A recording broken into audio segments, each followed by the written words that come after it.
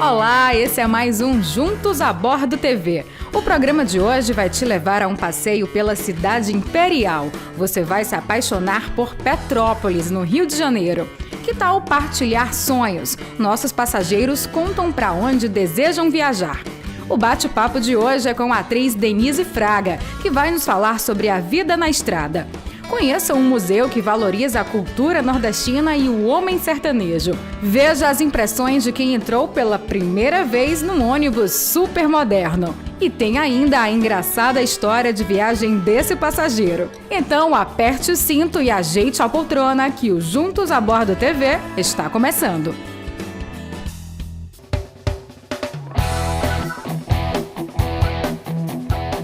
Você conhece a cidade de Pedro? Em grego, Petro quer dizer Pedro e Polis significa cidade. Petrópolis, cidade de Pedro, em homenagem a Dom Pedro II. Petrópolis é conhecida como um dos 65 destinos indutores do turismo no Brasil. Nós fomos selecionados pelo Ministério do Turismo e somos um dos 5 destinos do Rio de Janeiro mais visitados desse país. Então é com muito prazer que a gente recebe todos os turistas e visitantes e a gente apresenta a diversidade dos nossos atrativos. Petrópolis há muitos anos faz parte da rota do Caminho Novo da Estrada Real. Então por aqui passavam os imperadores Dom Pedro I e posteriormente Dom Pedro II, que através da vontade de seu pai resolveu construir nessa localidade aqui a cidade de Petrópolis, que foi fundada em 16 de março de 1843. A partir do pedido e da vontade de Dom Pedro II, foram construídos aqui um palácio de verão, que hoje é o Museu Imperial. O antigo Palácio Imperial de Petrópolis foi a residência de verão do imperador Dom Pedro II e hoje abriga um museu que preserva a memória do Império Brasileiro, fazendo o visitante viajar no tempo. Outra visita imperdível é a Catedral São Pedro de Alcântara, localizada no centro da cidade, que teve sua construção iniciada em 1884 e só foi inaugurada 37 anos depois. A matriz de Petrópolis tem estilo neogótico francês e altar gótico, com relíquias trazidas de Roma. No interior da catedral encontra-se um mausoléu, onde estão sepultados os restos mortais da família imperial. Próxima à igreja matriz, localiza-se a casa da Princesa Isabel, local onde nasceram os 2 primeiros filhos da personagem histórica que assinou a Lei Áurea em 1888. Na escadaria da residência foi tirada a última fotografia da família imperial no Brasil, dias antes da proclamação da República. E não foi apenas a corte que Petrópolis encantou. O pai da aviação também projetou sua casa de veraneio na cidade. Contam que o aviador era supersticioso e que só se podia entrar na casa pisando com o pé direito. Daí a peculiaridade da escadaria na entrada. A residência, conhecida como a Encantada, revela a personalidade inventiva do gênio da engenharia que, no Morro do Encanto, construiu uma casa para um homem só. O Museu Casa de Santos Dumont reúne objetos, cartas e mobiliários que pertenceram ao inventor mineiro. Construída em 1918, possui 3 andares e um observatório no telhado. No Centro Cultural 14 Bis, anexo ao museu, painéis e exibições audiovisuais contam e preservam a memória do aviador brasileiro. O aeronauta também é homenageado no centro da cidade, na Praça 14 Bis, onde uma réplica do famoso invento foi inaugurada em 2006, comemorando o centenário do voo da aeronave. Que em Petrópolis passaram muitas personalidades, já deu para perceber, né? Mas sabia que tem um lugar onde você pode tirar selfie com muitas delas? O Museu de Cera de Petrópolis apresenta figuras históricas, astros esportivos, ícones religiosos e gênios da música. São muitas as estrelas que você pode ver de perto. Vale conferir! Continuando o passeio histórico, você pode visitar o Palácio de Cristal, encomendado pelo marido da Princesa Isabel, observar os casarões da cidade e conhecer a Casa da Ipiranga, que foi uma das primeiras a ter luz elétrica em Petrópolis. Outra atração imperdível fica no bairro Quitandinha e hoje abriga uma unidade do Sesc. O lugar, que possui fachada normando-francês e estilo arquitetônico interno rococó hollywoodiano, começou a ser construído em 1941 para ser o maior hotel-cassino da América do Sul. O interior do Quitandinha foi inspirado nos cenários de Hollywood e decorado pela decoradora e cenógrafa norte-americana Dorothy Draper. O Palácio Quitandinha tem 50 mil metros quadrados e 6 andares, divididos em 440 apartamentos e 13 grandes salões, que ofereciam abundância em entretenimento e muito luxo.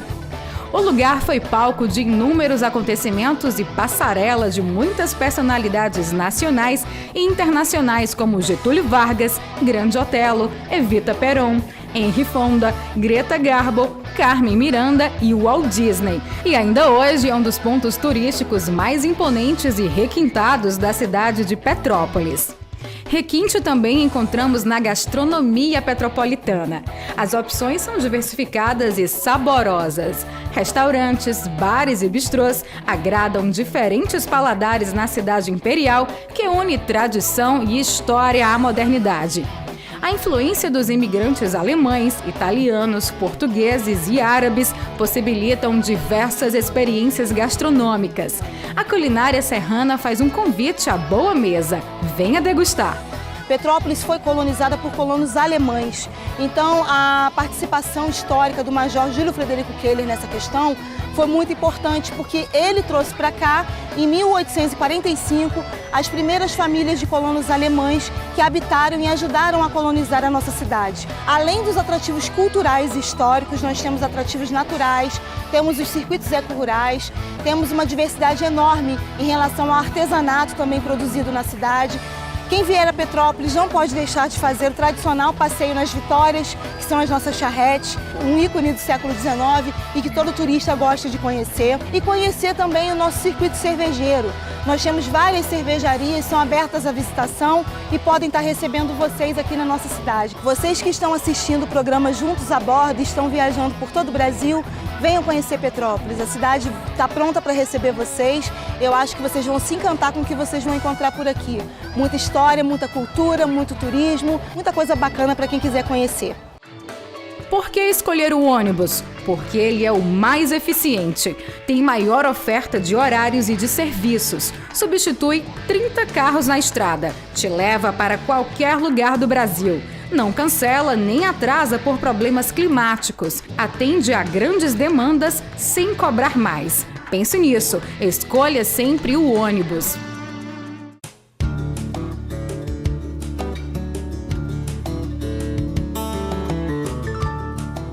Viajar de ônibus no passado era uma aventura. De lá para cá, muita coisa mudou. Os antigos veículos deram espaço a carros confortáveis dotados dos mais modernos equipamentos. Aliando tecnologia e conforto, o ônibus vem conquistando cada vez mais espaço na preferência dos passageiros, conduzindo-os com toda a segurança e comodidade pelas estradas do país. Vamos ver o que as pessoas que viajaram em outras épocas acham dos ônibus modernos.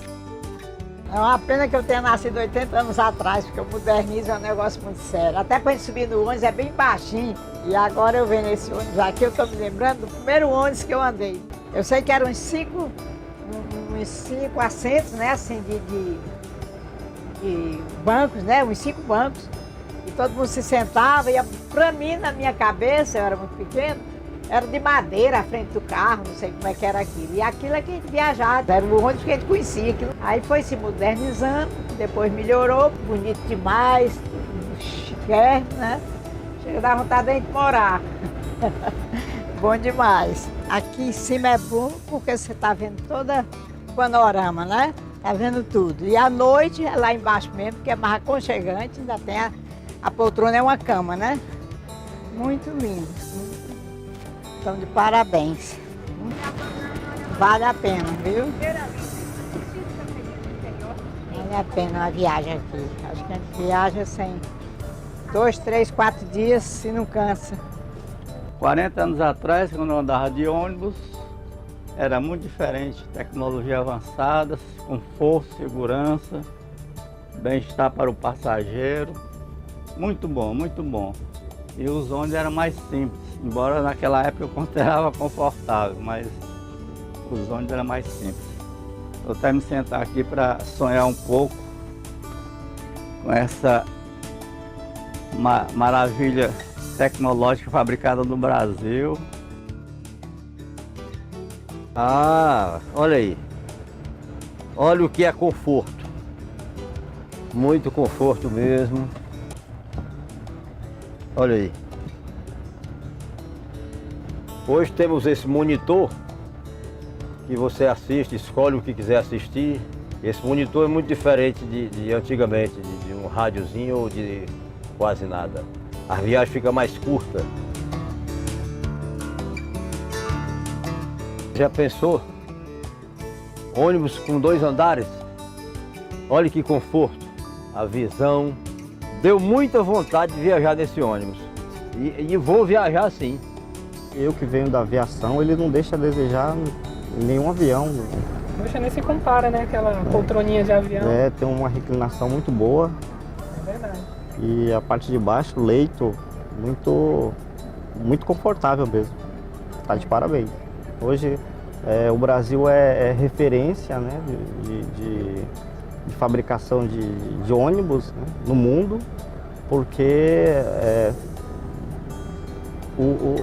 os melhores ônibus são fabricados aqui no Brasil. A gente exporta ônibus para toda parte do mundo, né? Nós temos um grande fabricante de ônibus e ele não deixa a desejar para nenhum ônibus fabricado no mundo todo, né? Então, nós temos muito orgulho de ter ônibus como esse rodando nossas estradas. E assim, o ônibus vai construindo história e fazendo parte da vida da gente. Viajar com segurança e conforto nos mais modernos ônibus é o que faz das associadas Abrat uma referência em transporte. As empresas investem em tecnologias e capacitação para tornar sua viagem mais segura. As montadoras desenvolvem componentes modernos para tornar o ônibus mais seguro. O governo cria leis para tornar o trânsito nas estradas mais seguro. Mas o principal item de segurança, quem aciona é você. Use o cinto de segurança durante toda a sua viagem. É obrigatório e salva vidas. Se o poeta marinheiro canta as belezas do mar, como o poeta roceiro quer o meu sertão cantar. Assim escreveu Patativa do Assaré em O Retrato do Sertão. No Rio Grande do Norte, um museu singular retrata as belezas sertanejas, contando a história do Nordeste através do acervo de um professor que faz questão de cantar e propagar a cultura do sertão. O Museu do Sertão está localizado às margens da Estrada da Lagoinha, a 4 quilômetros da cidade de Mossoró, na fazenda Rancho Verde. E eu gostaria de aproveitar esta oportunidade para convidar os brasileiros para visitar este museu que no mundo inteiro só existe aqui, onde são mostradas as peças do cotidiano do sertanejo nordestino, as peças que fazem com que nós pudemos retratar o homem de antigamente que morava no Nordeste do Brasil. O Museu do Sertão é constituído de objetos, utensílios domésticos, implementos agrícolas, apetrechos de trabalhos, equipamentos e máquinas do setor produtivo. Setor produtivo de antigamente, as casas de farinha, os engenhos de rapadura, os alambiques de cachaça, as casas de beneficiamento de cera, os descaroçadores de algodão e muitas outras indústrias de antigamente. O pavilhão da Casa de Farinha tem também uma peça raríssima, talvez a única peça encontrada em museu hoje em dia, que é a bulandeira de relho. Esta bulandeira de relho servia para tanger o ralador de mandioca. É uma peça totalmente de cedro, é a maior máquina usada nas agroindústrias do passado. Nós temos um pavilhão de artes, onde lá estão expostas as principais figuras históricas da nossa região. Zumbi, o Vaqueiro, Padre Cícero, Padre Biapina, Beato Antônio Conselheiro, Beato Zé Lourenço e outras personalidades da região. Nós temos um pavilhão das profissões de antigamente. Profissão de barbeiro, profissão de marceneiro, de carpinteiro, de ferreiro, de tanoeiro e outras profissões que eram de grande importância para a civilização da seca. Eram os profissionais, eram os artesãos, eram os artífices. O pavilhão de utensílios domésticos retrata com fidelidade a vida dos nossos antepassados. Lá nós vamos encontrar as louças de barro, quartinha, panelas, cuscuzeiras, pinico e muitos outros artefatos feitos de barro que herdamos da tradição tapuia. Vamos encontrar também o moinho de moer carne, de moer café, o moinho de moer milho. Vamos encontrar os pilões, pilão deitado e muitas outras peças que eram usadas nas casas de fazendas de antigamente. Inclusive a escola. O mestre-escola usava um quadro negro que era chamado de pedra, porque era feito de ardosa. Tudo isto fazia parte do dia a dia das fazendas dos nossos antepassados. O Museu do Sertão tem cerca de 1.500 peças. Você não pode deixar de conhecer as raridades desse museu da Zona Rural de Mossoró.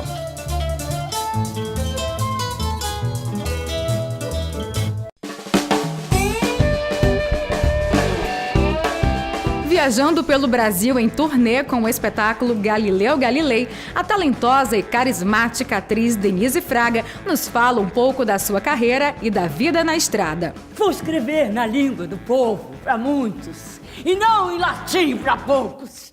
Eu nunca fui uma promessa na minha casa de ser atriz. Eu era uma menina muito tímida. Eu acho que eu quis ser atriz depois que eu vi que era possível ser atriz, porque antes eu achava que não era uma profissão para réis mortais como eu. Aí eu achei um curso de teatro, que foi assim, uma coisa que foi muito surpreendente, porque eu tinha vergonha de perguntar a hora para a pessoa que estava do meu lado na plateia, o colega do curso, e na hora que a professora falava para eu subir lá, eu ia lá e não tinha vergonha, não era tímida. Achei uma voz, mas eu nunca pensei que isso fosse se tornar minha profissão, porque eu achei a coisa que eu mais gosto de fazer. Tem gente que nem isso encontra, né? E ainda consigo pagar minhas contas com isso, então é quase uma receita de felicidade. Eu gosto muito de viajar, de fazer turnê. Desde 2007 eu venho viajando o Brasil de 2 ou 3 anos, intercalando com as peças que eu faço, porque sempre eu acho que faz parte você fazer. Eu moro em São Paulo, a gente estreia em São Paulo, faz o São Paulo, faz o Rio, uma temporadinha maior, mas roda pelo Brasil. Eu fico muito feliz de ver como é bom para uma cidade ainda chegarem espetáculos com grandes elencos, com uma produção que contem uma história, que tem um texto de teatro, textos que sobreviveram há muitos anos e clássico não é clássico à toa. A humanidade acredita que o Sol e as estrelas do céu giram em torno da Terra, todos achando que estão imóveis dentro desta bola de cristal. Aquela velha música do Milton Nascimento, a gente tem que ir onde é que o povo está. Eu acho que tem que ir mesmo, e é uma felicidade. Nós temos um país continental, né? Um país que tem públicos muito diferentes e muito similares no seu carinho. Assim, o público brasileiro é muito carinhoso, né? E isso é uma felicidade você ver as diferentes praças, como esse carinho do público com um artista que chega, com uma produção de teatro, e o quanto que as pessoas querem ver. Tem praças que a gente chega, que as pessoas nos agradecem na porta por estar lá, e eu falo, nossa, obrigada a você por estar aqui. Quem que é bem-vindo? Eu ou você? Nós dois somos bem-vindos, né? Eu na cidade e você aqui no teatro, que nós alugamos, de certa forma, para você estar. E esse Brasil é tão lindo, né? A gente veio agora de Maceió, né? Belo Horizonte, você quer comer todas as comidas mineiras, mas você você tem muito trabalho. Mas sempre dá um pouquinho, a gente sempre aproveita, mas não é uma viagem de lazer. Mas uma das coisas mais legais do nosso trabalho também é que ele leva você num misto de prazer e trabalhos todo o tempo. A gente trabalha com o que a gente gosta, a gente sempre tem essa mistura. O que foi que ele disse? Nada. Nada? Nenhuma palavra? Ai, acho que ele é muito tímido. Será que ele é noivo? Será que ele é surdo? Eu sou uma felizarda. E eu quero fazer o teatro que eu acredito. Eu quero ganhar menos dinheiro, mas estar minimamente em dia com os meus ideais. De tocar as pessoas com um teatro divertido, mas um teatro que faça essas pessoas saírem depois do espetáculo com uma pulguinha atrás da orelha, queiram modificar suas vidas. Eu adoro quando eu consigo divertir alguém e ao mesmo tempo fazer essa pessoa querer viver bonito, querer viver em toda a sua potência, querer se reconhecer como agente transformador do mundo. Vocês aí que estão viajando pelo Brasil como eu, estamos juntos a bordo, nesse programa Juntos a Bordo. Se em algum lugar desses vocês cruzarem conosco na estrada, não deixem de ver nosso Galileu Galilei de Bertolt Brecht.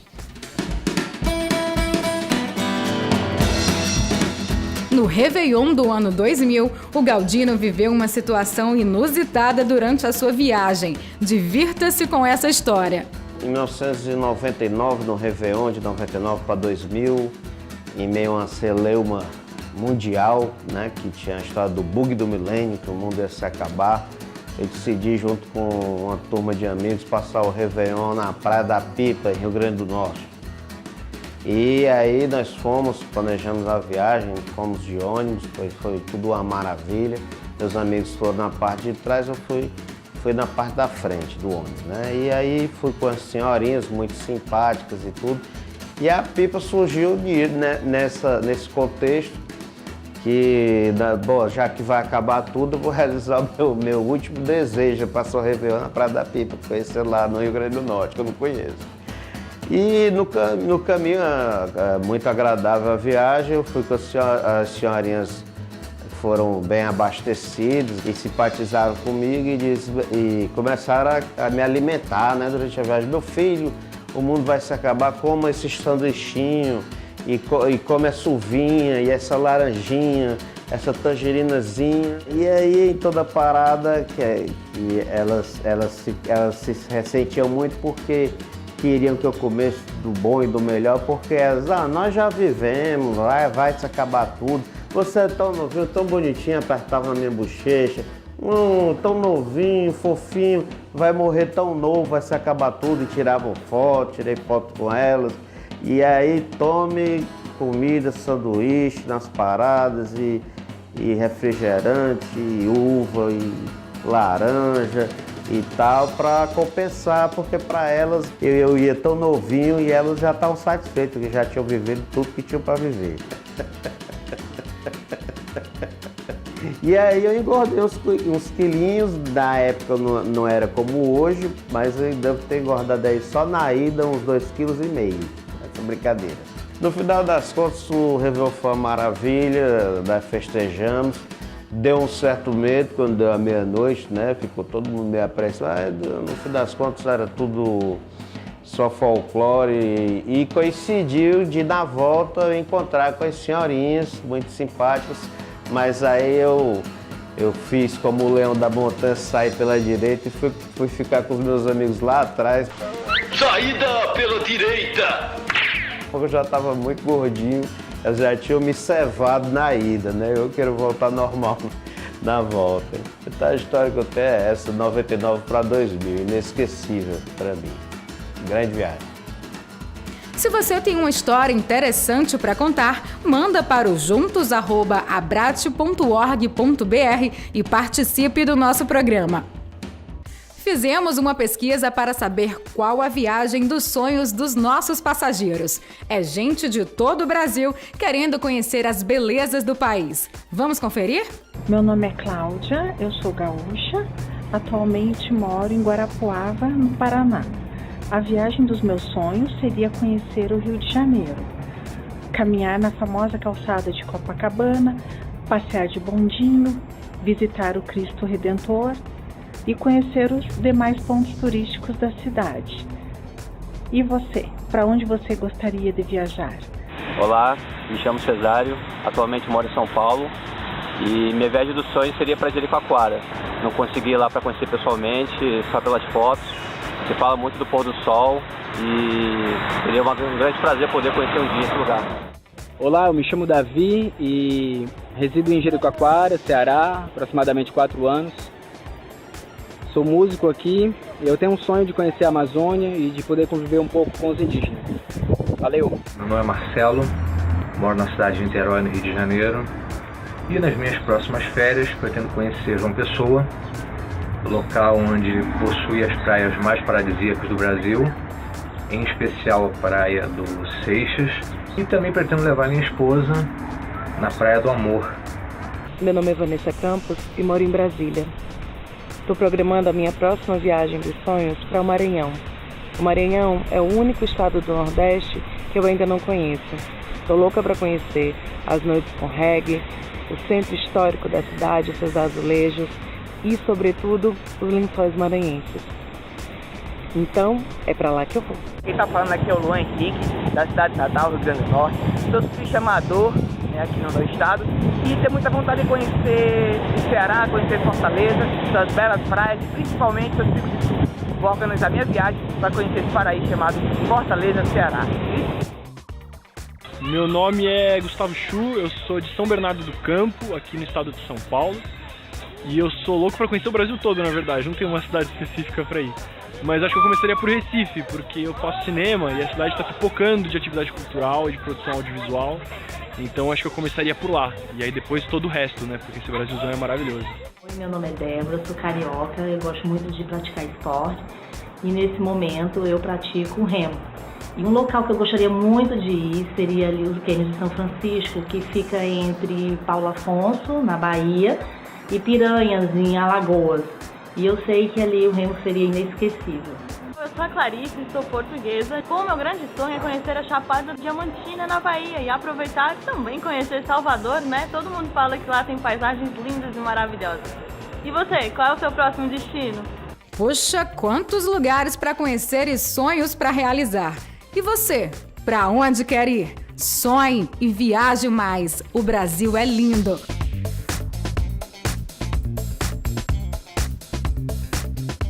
O Juntos a Bordo TV chegou ao fim. Esperamos que tenham gostado. Até a próxima e boa viagem! Obrigada por sua companhia. Siga o Juntos a Bordo nas redes sociais. Realização: Abrate.